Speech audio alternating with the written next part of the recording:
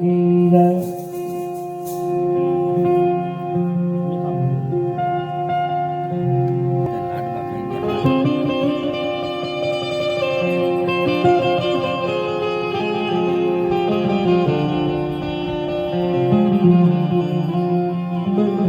મોઢે મોઢે બોલો માવડી, મોઢે બોલો માવડી, અરે મને હાથે નાનપણ મારી સાંભળે,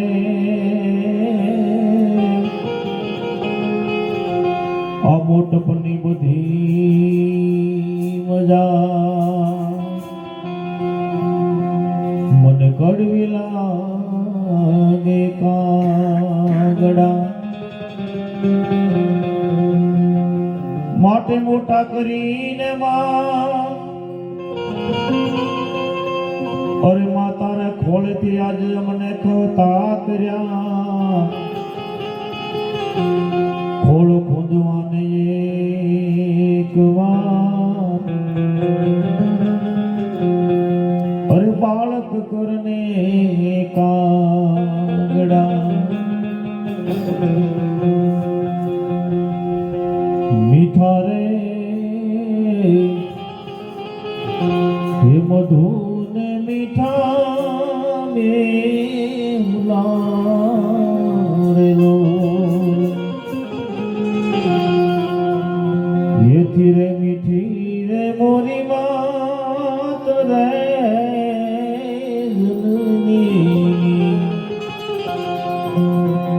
બીજી જોડ સખી નહીં જડેલો,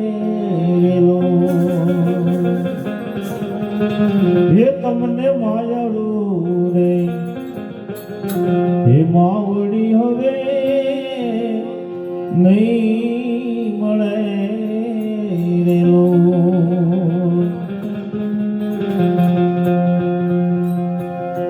એવા પ્રભુના પ્રેમ તણીમાં પૂતળી રેલો,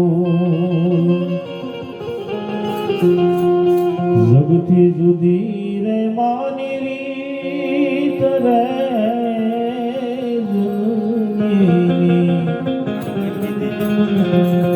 જોડ સખી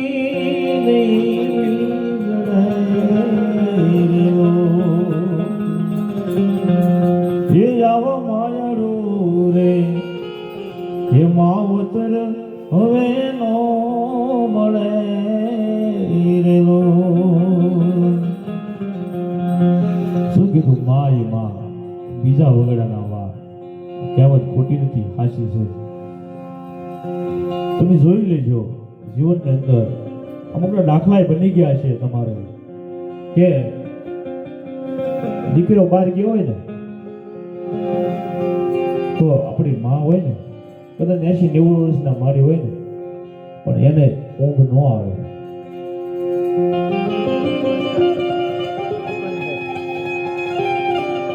એ ખૂણામાં બેઠે બધા જાગતા હોય,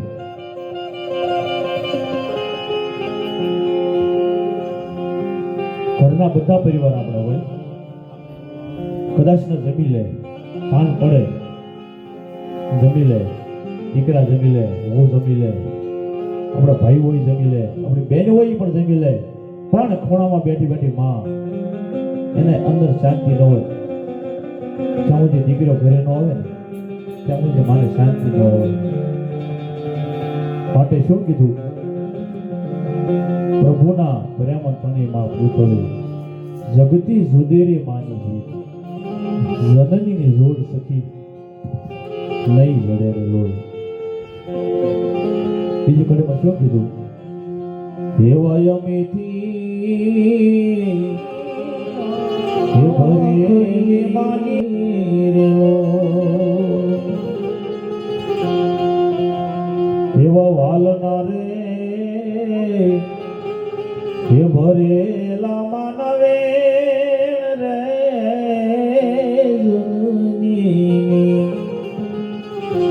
જુની જોડ સખી નહીં જડે રે લોલ એવી જુદની જોડ સખી નહીં જડે રે લોલ.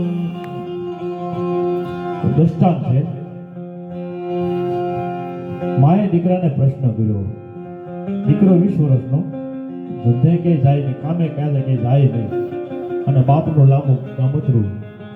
માં એનું ગુજરાન ચલાવે, દાડીએ જાય, વાસણ ધોવા જાય, દાડીએ જાય. માથું એક દી એટલું કહેવાય ગયું, તો જો માના ઋણમાંથી કોઈ મુક્ત થયું નથી અને થશે નહીં. માનથી એટલું કહેવાનું, બેટા મારથી એવું થતું નથી, કામે ધંધે જા બેટા, તો આપણું ગુજરાન ચાલે, નહીતર આપણે કેમ ચાલશે. ત્યારે દીકરે કાંઈ કાનમાં ધર્યું નહીં અને ગામમાં વયો ગયો. સવાર પડ્યું, વળી માએ કીધું કે બેટા કાંઈક કામે ધંધે જા, તો આપણું ગુજરાન ચાલે. એવામાં આ ભાઈને જરાક ચટકું લાગ્યું. એ કે માં, આ તો મને ઘડીએ ઘડીએ કહેશો કે તું ધંધે જા, ધંધે જા. આ તે તારા કયા ભાવનું મારે ઋણ ચૂકવવાનું છે, તો તું મને ઘડીએ ઘડીએ કીધા કરે છો. ત્યારે માએ એટલું કીધું કે બેટા જો ઋણની વાત કરતો હોય ને, તો માના ઋણમાંથી પણ ભગવાન ખુદ છૂટા થયા. તો આપણે તો કાળા માથાના માનવી છીએ બેટા, એમાં તું આપણે તો ક્યાંથી થાય, એટલે માના ઋણમાંથી કોઈ મુક્ત થાય નહીં. એટલે બેટા જે હું કહું ને એ હાસું છે.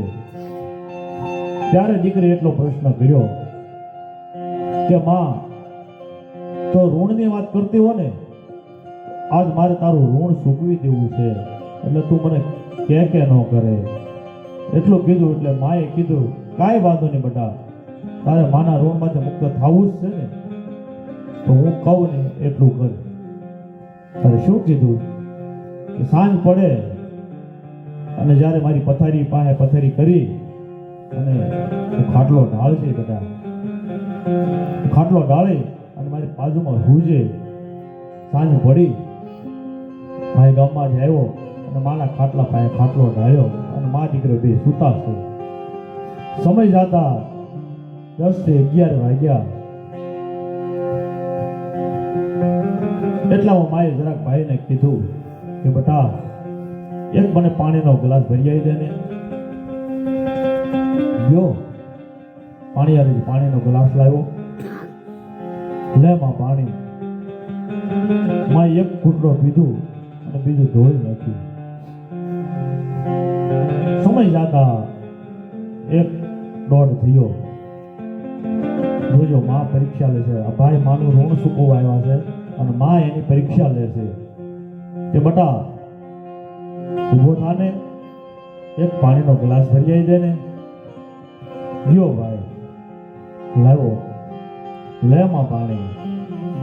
માં એક ઘૂંટડો પીધું અને બીજું ઢોળી નાખ્યું. એવામાં ધીમે ધીમે રાત બધા જામી 3 હારડતમ થયા અને દીકરાએ માએ એટલું કીધું દીકરાને કે બેટા ઊભો થાને, એક પાણીનો ગ્લાસ ભરી આવી દે ને. જોજો આયા ભાઈનો મગજ ભમર મારી ગયો. એ કે માં તું પાણી તો પીતી નથી અને ઢોળી નાખ. એટલું કીધું ને એટલે માએ પાણી પીધું અને બીજું જે સૂતા હતા ને એ ભાઈ સૂતો હતો ને એ પથારીમાં આખો ગ્લાસ ઢોળી નાખ્યો. ત્યારે ભાઈ એટલું કીધું કે માં આ તે શું કર્યું, કે મારી પથારીને તો પથારી ફેરવી નાખી. ત્યારે માએ 2 શબ્દ કીધા એને, બસ બેટા એક જ રાત ગઈ છે, મેં 9 મહિના તને ઉદરમાં રાખ્યો અને તને નાનપણથી મોટો કર્યો. અને બેટા એટલું નહીં પણ કદાચ ને પથારી તે ભીની કરી છે ને નાનપણમાં પથારી તે મારી ભીની કરી છે ને, પણ એ જગ્યાએ હું ઊતી હોઈશ અને આખી પથારી તારે તે ભીની કરી છે બેટા, તારે મેં તને મારી સાથી ઉપર રાખીને રાત કાઢેલ છે. એટલે દીકરા માના ઋણમાંથી કોઈ મુક્ત થયું નહીં અને થશે નહીં. એટલે માવતરની તમે જે માવતર હાજરમાં હોય, ભાઈઓ બધા બેઠા છે, બહેનો બેઠી છે, મારી એટલી જ ભલામણ છે કે મા બાપની સેવા કરી લેજો. મંદિરે જવાય કે ન જવાય પણ ગણપણમાં માવતરની સેવા જરૂર કરજો. એક જ વાર માવતરનો અંદરથી એવો આશીર્વાદ નીકળી જાય તો તમને કોઈને કાંઈ ઘટશે નહીં. મંદિરે ન જવાય ને તો ચાલશે, પણ માવતરના ઘણા માવતરની સેવા કરી લેજો. એટલી મારી તમને બધાના ભાઈઓના હાથ જોડીને બ્રાહ્મણ છે. માટે દેવોના રે હે દૂધ બધા દોયલા રે લો સસીએ શિશેલયની સોડ રે જનની હેજી જોડ સખી નહીં જડે લો હે આવો માયાળુ રે હે માવતર હવે નો મળે રે લો એવું શીતળું રે હે સડેલું માનું સાકડે રે લો પળમાં બાંધેલા એના પ્રાણ રે હે જોડ સખી નહીં જડે લો હે આવે જનની જોડ સખી નહીં જડે લો હે આવો માતાનો પ્રેમ બીજે નહીં મળે રે લો માતાનો પ્રેમ બીજે નહીં મળે રે લો માતાનો પ્રેમ બીજે નહીં મળે રે લો માતાનો પ્રેમ બીજે નહીં મળે રે લો શોધી જુઓ આખો સંસાર રે માતા હે આવો માતા પ્રેમ બીજ નહીં મળે રે લો માતાનો પ્રેમ બીજે નહીં મળે રે લો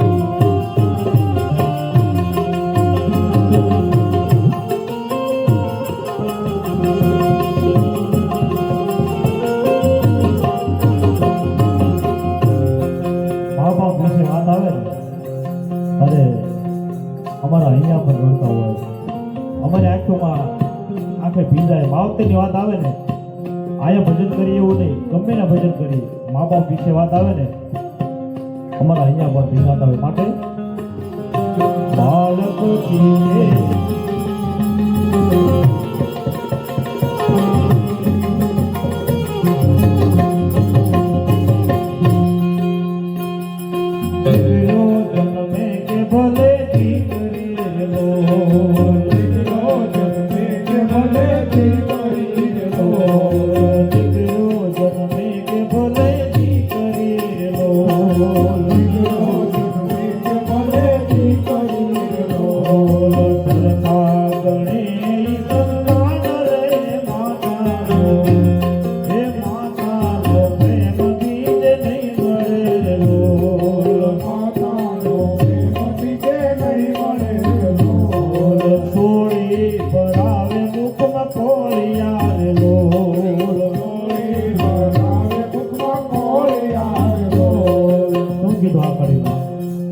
કે નાનું બાળક હોય આપણે નાના હોય માળા ગોળી માળા ફૂટે ને તો ચાલા એની માં સાથે પછી બાળકને ખવડાવે.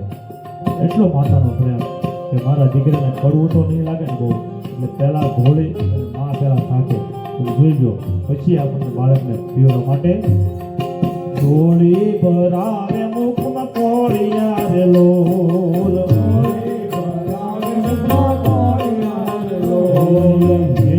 ફેરવતી માતે હાથ રે માતાનો, એ માતાનો પ્રેમ બીજ નહીં મળે લોલ, માતાનો પ્રેમ બીજે નહીં મળે લોલ.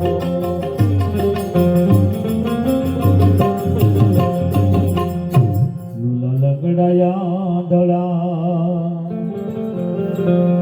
હે જના ગરીબ માને બાપ, સંતાન થઈને સેવા કરજો મા બાપ છે ભગવાન, સંતાન થઈને સેવા કરજો મા બાપ છે ભગવાન. લોલા લંગડાયા દળા,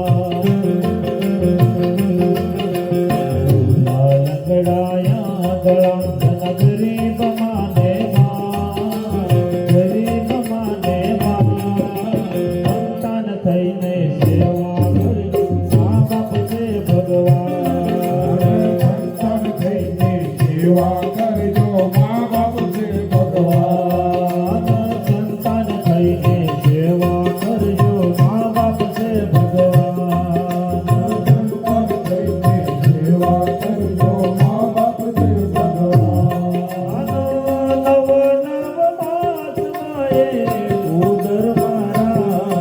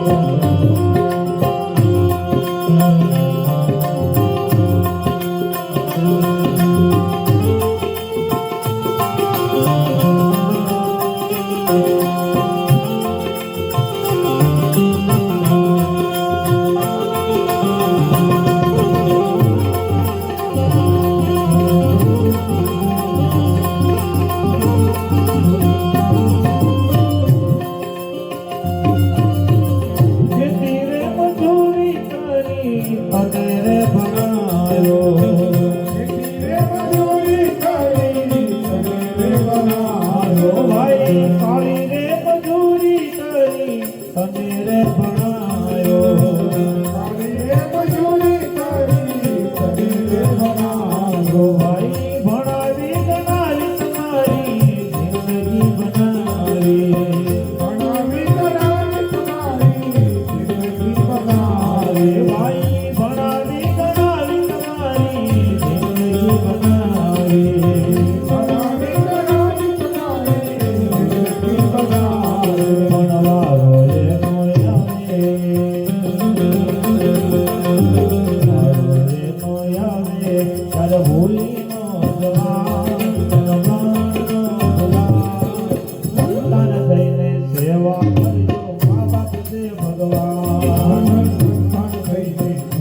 કરજો મા બાપ છે ભગવાન